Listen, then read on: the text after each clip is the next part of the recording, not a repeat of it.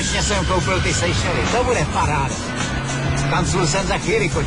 Tak to je fajn. Uvnitř s tím krávem. Budeme tam mít pronajatej celý barák. Dobrý, ne?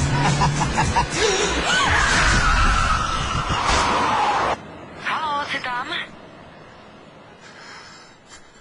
Agresivní rychlá jízda vám neumožní zastavit čas. Jste připraveni zaplatit i tuhle cenu? Nemyslíš? Zaplatíš. Předjeď ho!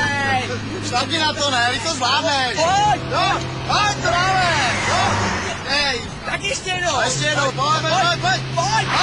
Hej, bojíš, nebo co je? Že to šlápni, ne? To zvládneš! To zvládneš! Když si necháte mluvit do řízení, snadno nad svým vozem ztratíte kontrolu. Jste připraveni zaplatit i tuhle cenu? Nemyslíš? Zaplatíš. Tak dáme konečně brko, ne? No jasně. Jdem, Matouš. Dobrý, co? Pojď se. Má grády.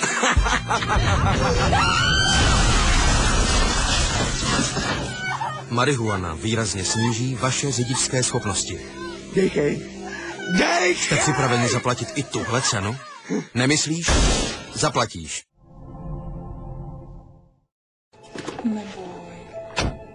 Nechceš jí dát do sedačky? Hm? Teď je to skoro za rohem. Malá.